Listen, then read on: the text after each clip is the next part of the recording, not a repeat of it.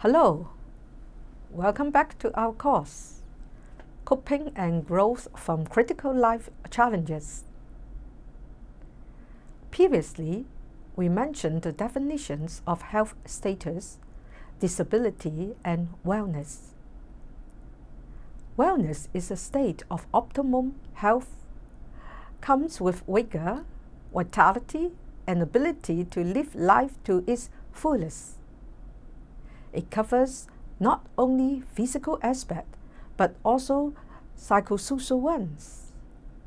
In Hong Kong, mental health challenges are prevalent and threaten the citizens' optimal health. So, it is essential to understand what stress is, how to deal with it, and then to gain resilience after that. This module looks in detail how critical life challenges affect our health and how to acquire possible coping strategies.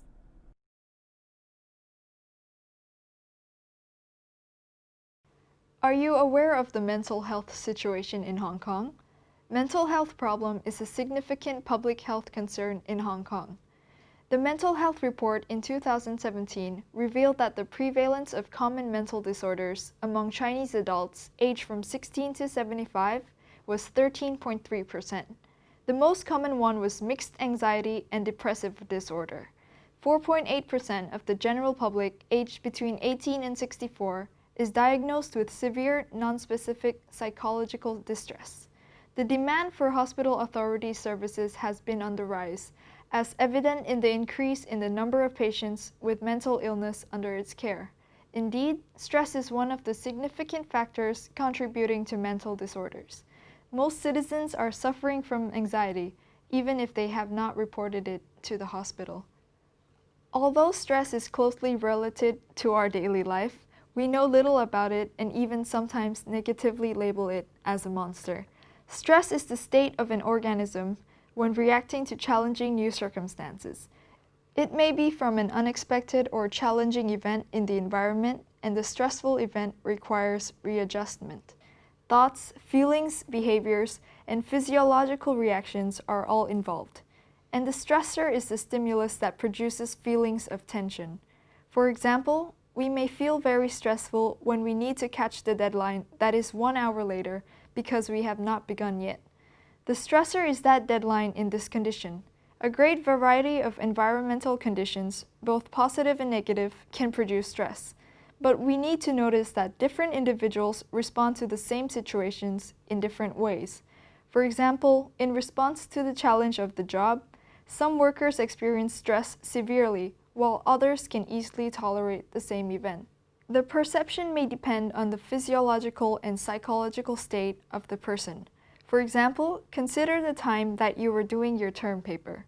The term paper deadline might be dealt with straightforwardly by the individual when feeling well, but may produce severe stress when you have already been exhausted, depressed, lonely, or are suffering from a virus. Stress has been conceptualized as a stimulus, as responses, and as processes. Selye postulated that stress is a stimulus that triggers the feelings of tension, with physical and psychological responses to the life challenges. In this view, stress may be internal feelings or somatic reactions generated in response to events or situations. We can use one example to illustrate the difference between these two conceptualizations.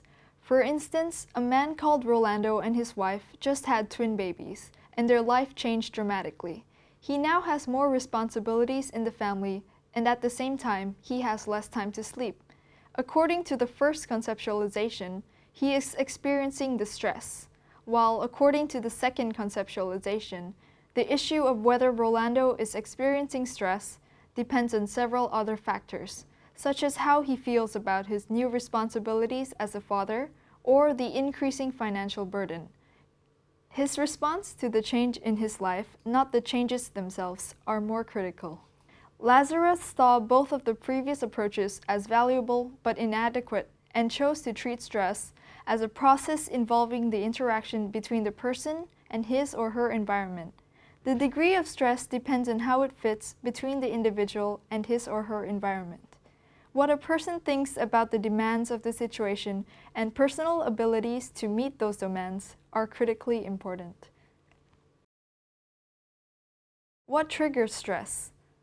Early research on stress focused on identifying life events or stressors that required people to adapt to change, tolerate some discomfort, or deal with some threats. Researchers can then evaluate whether people who face more stressors experience worse health.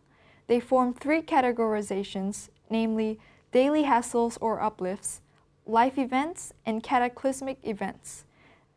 The major life events include both negative events, such as getting divorced, being fired from one's job, experiencing the death of a significant other, and positive events, such as getting married, having a baby. Different to those major life events, daily hassles and uplifts are relatively minor events arising out of day-to-day living. Some researchers have argued that many stressors come not from major life events, but instead from daily hassles. These more typical types of stressful daily hassles, such as losing the keys or catching a traffic jam. Both daily hassles are strong predictors of both psychological and physical well-being. More importantly, hassles cause more mental and physical symptoms, even more than our major life events. Why? Because of its frequency. Annoyances happen more often in our daily life, and its effect accumulates. The last one is the cataclysmic event. They are sudden, unique, and powerful single-life activities that require an adaptive response. It can be a natural disaster causing substantial physical damage and often leads to both injuries and death. Not surprisingly, major natural disasters cause lasting symptoms of stress. Stress affects everyone. On the positive side, stress is a necessary part of psychological growth and change of each individual. A certain amount of pressure can help to keep a person alert and interested in life. However, sometimes the amount of readjustment demanded by modern life is so excessive that the person's level of stress is overwhelming.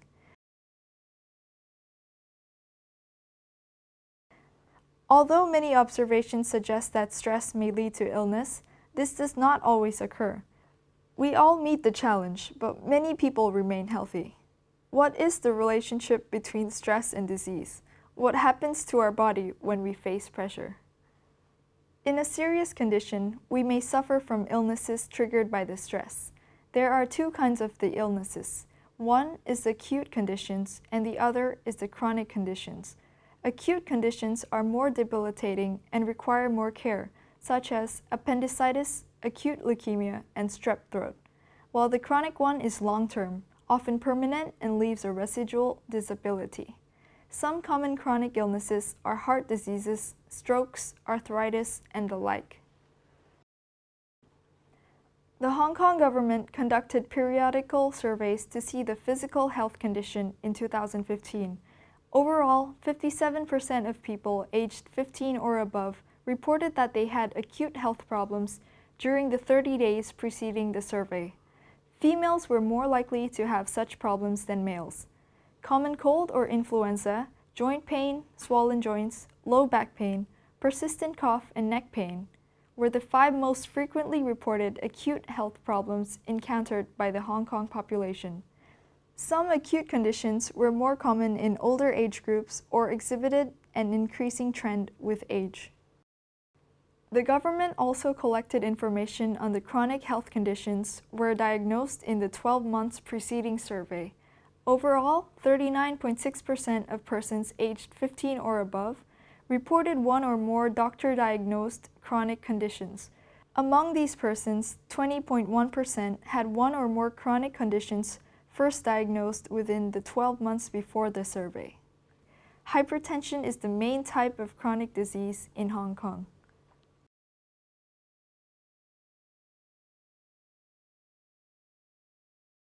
We often think about how the intensive stress may lead to illness, but we seldom study its underlying mechanism. Morey and her colleagues studied the relationships between stress, immune system, and disease. Stress induces chronic immune activation and altered health outcomes. Altered immune function can lead to exacerbated symptoms of both physical and psychological illnesses. Stressors occurring early, in childhood or adolescence, and late during aging in the lifespan have suggested that individuals exposed to chronic stressors can exhibit immune dysregulation.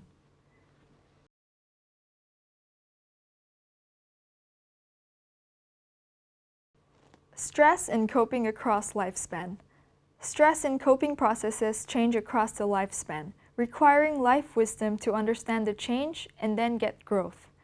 Some evidence suggests that older adults use mature coping strategies and are better at emotion regulation than young or middle adults, and their problem-focused coping increases in specificity and effectiveness. A general model of stress and illness combines 3 different explanatory models as a comprehensive pathway. The first part of it is the illness behavior or sick role model, established by Mechanic in 1968. This model suggests that certain people respond to certain stressful life events by entering the sick role. For example, someone who is facing forced unemployment may react poorly and avoid the responsibilities by oversleeping, drinking alcohol, or staying sick in bed. These actions are all illness behaviors. People sometimes turn to unhealthy habits and exhibit illness behaviors in situations that are incredibly stressful, and the illness is one method of coping with unpleasant challenges. Since people who are diagnosed to be ill cannot always fulfill the duties that a person with optimal health can, the society often would allow a reasonable amount of deviation in their behavior when they take upon a sick role. The second part is the stress and unhealthy behavior model. In this model, the person's psychological responses to stress lead the person to unhealthy behaviors, such as cigarette smoking, alcoholism, or poor diet. The unhealthy habits place people at a higher risk for various medical problems, and many of these behaviors are instigated by stress. The third model is the physiological stress and illness model. It links between stress and illness, as well as involves organic conditions. It suggests stressful life events causes physiological or stress reactions, leading to organic disease conditions, and then through social reaction and definition, lead to illnesses. Coping with stress. What is coping? It refers to the interpretations and behaviors that people use to protect themselves from being harmed by new situations. Coping mediates that the impact that stressors have on a person's health. To cope with stress, we can depend on either a problem-focused or emotion-focused approach when solving problems, or we can attempt a meaning-making approach to re-establish life meaning and hope. We will further elaborate more in the coming slides. The role of cognitive appraisal is also essential in the process of stress coping. It depends on the thoughtful evaluation of 2 parts. The first concern is whether the event threatens the individual's short or long-term well-being. The second concern is whether abundant resources are available for dealing with the threat. There are 2 phases in the appraisal of a potential stressor. The primary appraisal involves the person's determination of whether the event is relevant and has any possible negative implications.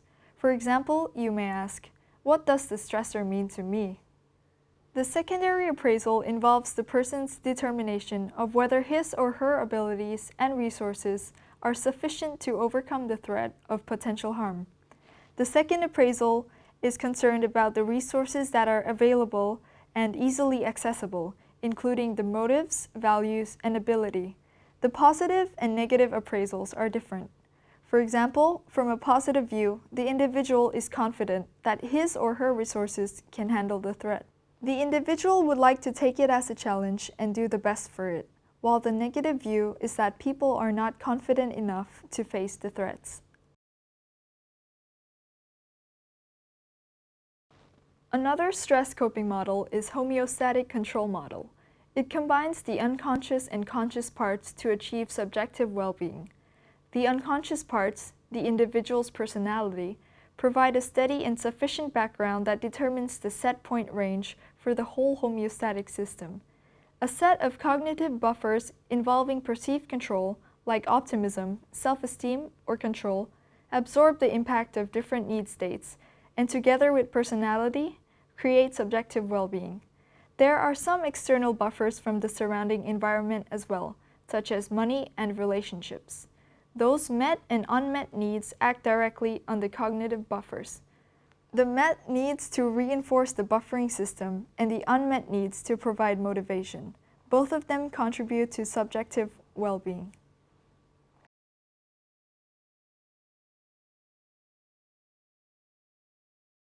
Coping efforts fall into two major functional categories: problem-solving efforts and emotional-focused coping efforts. Emotion-focused coping involves attempts to regulate or reduce the emotional consequences of a stressful event. The individual attempts to control the emotions. In response to stressful events, the emotion-focused coping response may also involve cognitively reevaluating the situation, seeking emotional support and reassurance from other people, trying to accept the problem, and discharging emotion. Problem-focused coping suggests taking direct action to change a stressful situation or to prevent or reduce its effects. The goal of problem-focused coping is to reduce the demands of the condition or enhance one's resources to deal with it. The last one is meaning-making coping. It is a way that we try to make meaning of our situation in terms of values or beliefs. Use an example to illustrate the differences between these three. For example, Jack is facing a strict examination next week, and he feels very stressful and depressed at this moment. If he is a person with problem-focused coping strategies, he will take his actions such as reviewing the learning materials as soon as possible. So how about if he is the type of emotion-focused? He may take a rest, let himself feel relaxed first, and ask for emotional support from his classmates. If he is good at meaning-making, he may consider this examination for testing his knowledge instead of getting a good grade. Those are the differences between the three types of coping. What is your coping style? We often have strengths and resources that support us to cope with stress. The first dimension is intrapersonal or internal strengths. It focuses on the individual's characteristics, namely biological, psychological, spiritual, and relational aspects. Coping with stress can sometimes be achieved through direct biological means. Examples of appropriate behaviors are running and meditation. These various behaviors attempt to encourage a different physiological reaction in the individual from the usual fight or flight response. Relatedly, feedback techniques provide control of physiological arousal resulting from the stress. Psychological coping mechanisms basically involve efforts at controlling meaning. That is, specific interpretations can be used to neutralize the effect of the stressful life event. For example, the individual can learn to think in particular ways to make the stressful life event less essential or less traumatizing. Besides, spiritual powers such as values and belief can support you. The last one is social or relational resource. It means your network that can help you solve the problem. If you maintain these good habits and resources we mentioned above, you will have a better power to face the stress in your daily life. Apart from the internal strengths, the external environment would also supply different resources. It may come from your significant others, such as friends, family members, or even from the society. Some researchers also proved that social support would sometimes be a buffer between stress and illness. An environment with high collective efficacy, cohesiveness, inclusion, and integration will be less likely to evoke conflicts and disharmony that would cause stress. The power of social support is more than what we expected. It can help prevent illness. People with high-quality social support may have a more effective immune system to fight off major and minor health problems. Social support may change the physiological reactions in the body. Also, it is a reliable assistant when coping with illness. Some researchers found that people with higher social support often recover quicker from the illness and are better to deal with it. What's more, those who have a better social network and social support will have a longer life expectancy and better quality of life. The buffering hypothesis and direct effects hypothesis can explain these links between social support and health. According to the buffering hypothesis, social support provides a buffer from daily life stress, which in turn protects people from negative health-related consequences of anxiety. Direct effect hypothesis claims that having high levels of social support is always advantageous to health, regardless of the level of stress. Which one do you think is more reasonable? Defense mechanisms. Instead of facing the stress directly, we sometimes use our defense mechanisms to avoid the challenges. These are the usual unconscious responses we have to deal with stress, usually determined depending on what the stressor is, our personality, and what support is available to us. Some ego defense mechanisms to stress are denial, projection, representation, reaction formation, regression and fixation, and displacement. Someone may think it is a useful way. However, we should know that defense mechanisms grant short-term release but cause long-term problems. Guess what is the most common stress coping method applied among Hong Kong citizens? Most people choose to do exercise, talk to somebody, entertainment, and rest as their way to cope with stress. The emotion-focused coping strategy is more popular and seems to be useful in Hong Kong, and the citizens make full use of their internal and external resources. Referring to this set of data, we also find some gender differences. Women prefer to talk to their friends, eating, and shopping more than men. What do these results tell you? Does this provide any inspiration in selecting which type of event to cope with your stress?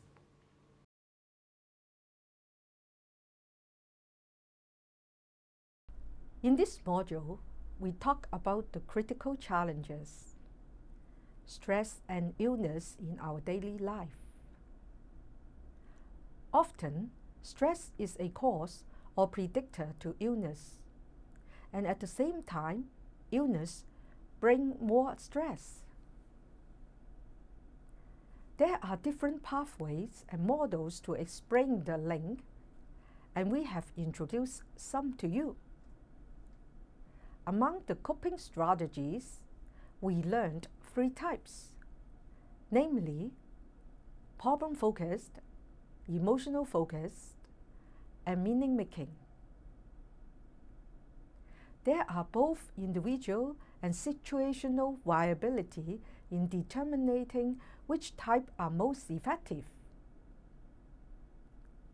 A happy, secure person with a sense of control, adequate social support, and health recreational activity will likely do well.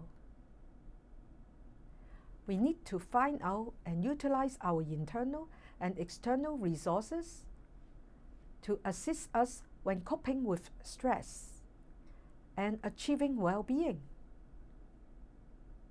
In the next module, we will discuss further on the meaning of life and death. See you.